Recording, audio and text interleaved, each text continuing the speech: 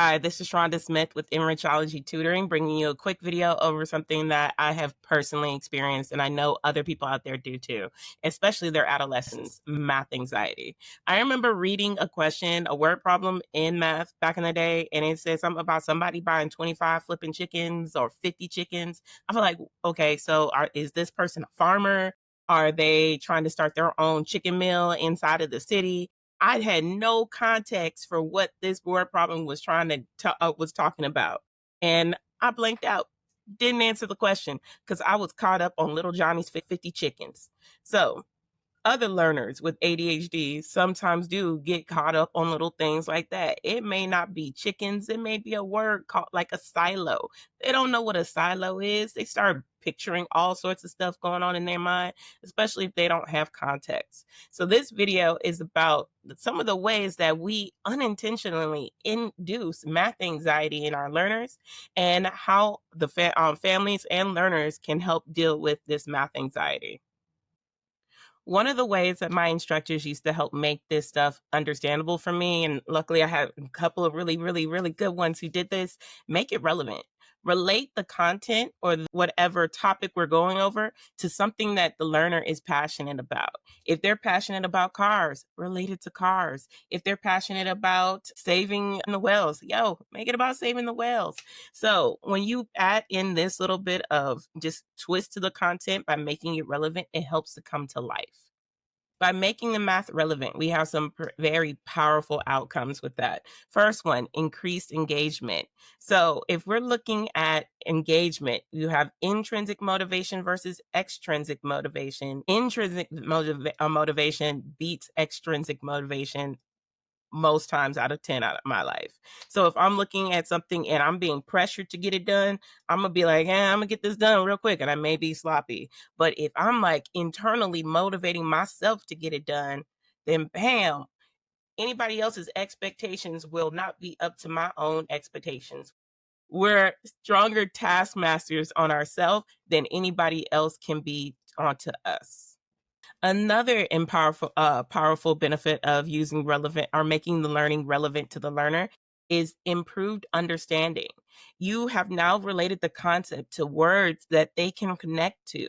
Your brain, I like to imagine the networks as like a spider web. And when you introduce new information, it has to link into this spider web in order for people to understand it and process it and create a mental image. So if there are words in the question that they've never heard of and can't even develop a mental image or context for what the problem is asking, yeah, they're not just processing the math. They're not just trying to process the math. They're trying to process the words. They're trying to process the situation. They're trying to get a mental image. And that can lead to working memory overload and eventually drop it. I don't want to do this. This is horrible. This is too hard. A third benefit of making learning relevant to your learners or connecting it to their pre-existing schema is enhanced memory. So as I said, the brain, try to visualize a spider web, and that's kind of how the neurons in your brain connect. Now when they do this, pew pew pew pew, the more connections, it's kind of like a insect that gets caught in a spider web. The more connections or little threads that the bug is attached to, the more that web can hold on to it, and that bug is done. That bug isn't going to be let go. And the same thing occurs with memory and when you're learning new information. So if you can attach the information to things that they like and prior schema that they already have concept for, they can understand how a car works, and when you connect it to cellular respiration and how the car needs oxygen just like we do to breathe, and that the car also excretes carbon dioxide just like we do when we exhale, then that can help connect that connection between the content that they are learning and the content that is in their mind. The fourth and final benefit of relating content to things that it's already exists in that learner schema or brain, or their things that they like, is boosting confidence. When you are talking about something that you understand, that you are confident in, and you just add like a word or two here or there, you're like, oh, okay, I get that. I can tie it into what I already know. And they feel confident. Self-efficacy is one of the most important things to build when you're learning content. If you believe that you can understand it and you believe that you can do it, yo, that links to intrinsic motivation. You can.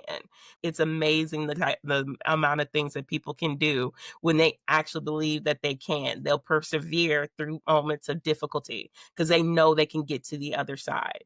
So those are 4 real benefits of making the content relevant. We have first, increased engagement. Second, improved understanding. Third, enhanced memory. And fourth, boosting confidence. So if you like this video and you found the information helpful to you or your learner, then go ahead and click the subscribe button below so you can see more content on this topic that helps us. We help you, and it is awesome just spreading knowledge to others so that other people can benefit from it. You can check out the blog post also on my website, and a link is in the comments below. But have an awesome day.